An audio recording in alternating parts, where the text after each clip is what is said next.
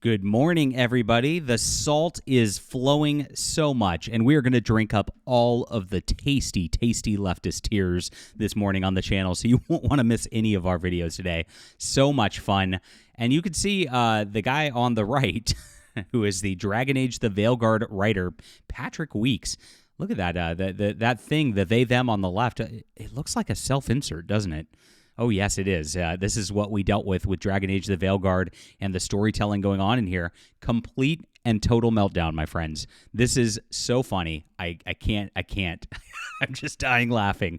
We're going to enjoy this today. Please hit the like and subscribe button and make America great again, everybody. Let's make video games great again as well. This is my Fandom Pulse Substack, and as you can see, John F. Trent is writing. John F. Trent, if you don't know, is the best journalist in all of video games and all of culture. He used to be the editor-in-chief of Bounding Into Comics before they censored him over there, and he's been working for that Park Place for the last year, and he's finally come over and joined us full-time with Fandom Pulse. He starts full-time for real next week, and he is going to be writing the articles that everybody's using. He has for years. Every YouTuber you know, The Quartering, Geeks and Gamers, Nerdrotic, all those guys use his articles like 100%. So he's on our Substack now. So I want you to go to our Substack link in the description below and sign up. And please, we don't rely on advertising over there. We're going to do this without Google because we've had way too many problems. Please consider getting a paid membership and supporting us. It's only $5 a month, and it will help us create more articles and do this full time. We really need your support for telling the truth in video game journalism, and we appreciate you for being here. So let's get into the news on this. Thank you so much for being here again, guys. Good morning. Good morning. Does it feel good out? Does it feel more optimistic to you? Well, it doesn't for Patrick Weeks, the lead writer of Dragon Age the Veilguard, who had a meltdown on social media following Americans choosing to elect Donald Trump as president of the United States over Kamala Harris. It feels good. Of course, he went on BlueSky, which is the liberal network, which is the echo chamber. And that's the big deal. These guys have blocked all of us, right? They hide, they run away, and then they make these terrible decisions when they've run from their own customer base of video game players, right, of gamers. And then they make these games nobody wants, and then they melt down about it. It's just like a vicious cycle.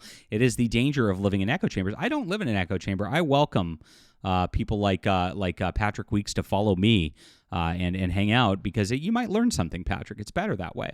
On BlueSky, he did not make any comments himself, but reposted a number of unhinged posts, seemingly making it clear what his own views are.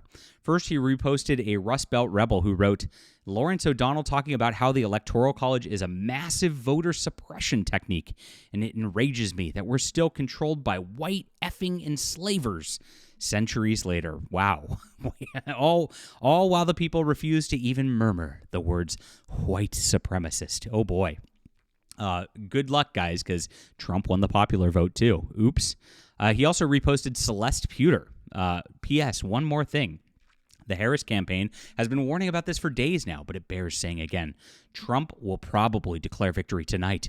Do not fall for it. Denounce it loudly. Team Harris is also expecting it, and they are prepared to act. Whoops, Celeste, it was too big to cheat. And I've been watching like the little the white women melting down on TikTok videos, and a lot of them were sitting there last night like starting to cry, going, "Oh, it's a red mirage," is what they called it, because in 2020, if you remember, it looked like Trump was winning everything, and then suddenly at like 3 a.m. after they'd stopped counting, everybody went to bed. They put in all these weird, funky mail-in ballots. Well, guess those didn't show up this time.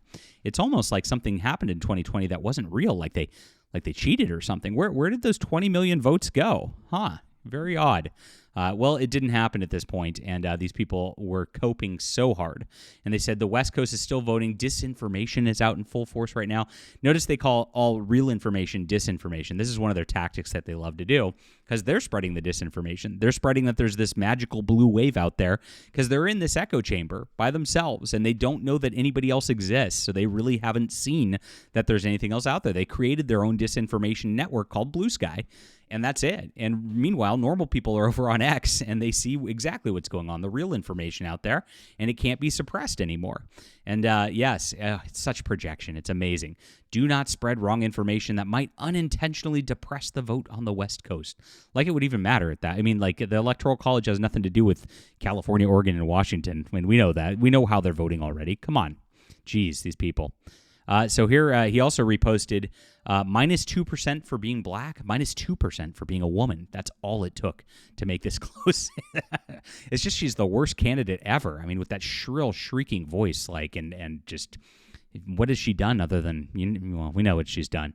And the fact is that people in charge were more scared of ruining America's image than they were allowing insurrectionists and traitors to roam free. Oh, my gosh. Then he reposted another one. All night, I guess he's just going and reposting everybody's thoughts. And these people can't think for themselves. This is why he's such a bad writer. I mean, I make my own tweets, guys. And so, of course, follow me on X, too. It's a lot of fun over there. And I come up with what I say myself. I'm a writer, right? And this guy can't write, and so he just reposts what everybody else says. And this is why the Dragon Age, the Veilguard storyline, in a nutshell, I mean, honestly, feels so thin. This guy's a hack. He can't come up with his own creations, and so he just bastardizes others and replicates others, and it just doesn't look and feel very good. Pretty obvious. Oh my gosh. So, as somebody else pointed out, Harris ran a smart campaign. No, she didn't. She was a solid candidate. No, she wasn't. Trump ran a disastrous campaign and is in clear decline. What are you watching? This was a clear choice. No matter who wins, half of voters either chose bigotry and authoritarianism or had no problem with it. And that's hard to take. So funny. So after that, he says, after accusing Trump supporters of being insurrectionists and the like, do not obey in advance. I really like this take here.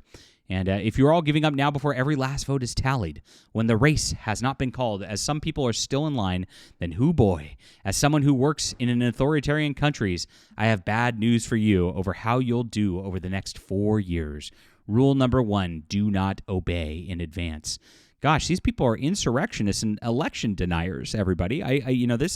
These people should be shunned for society. They should lose their jobs. That's what election deniers and insurrectionists get, right, guys?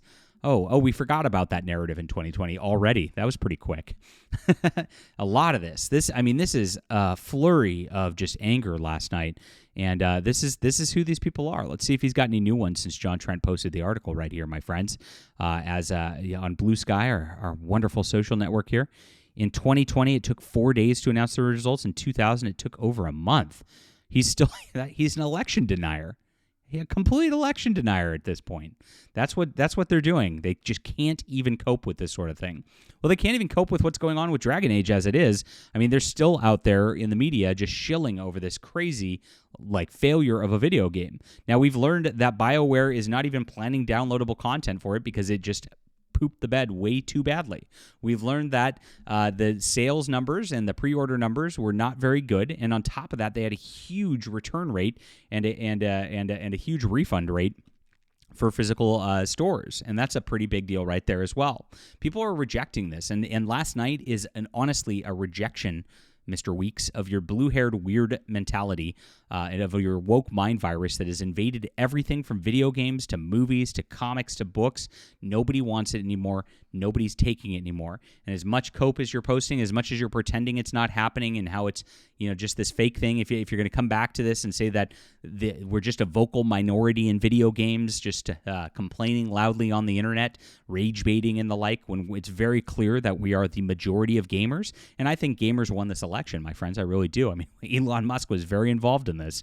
And I don't know if you saw the Joe Rogan interview, just as an aside, but he said he's a top 20 player of Diablo 4? That's crazy. How does he have time for this crap? I don't know. But yes, gamers influence everything. This is exactly the redux of 2016, but even stronger. There's a mandate now, and people are sick of it. They're sick of the they-them crap. They're sick of all this. Stop. Leave our video games alone. And that should be your lesson that you should actually learn here. Hilarious stuff, and I'm sure it's going to get even saltier over the course of the day. This is just the beginning, my friends. So enjoy this. Enjoy your day, and make America great again. Make video games great again. Subscribe to Fandom Pulse in the description below. Subscribe to our channel, and leave a comment with what you think. Do you think Patrick Weeks is a little unhinged here? Hit the like and subscribe button, as I said, and yes, become a paid member as well. We'll be back soon.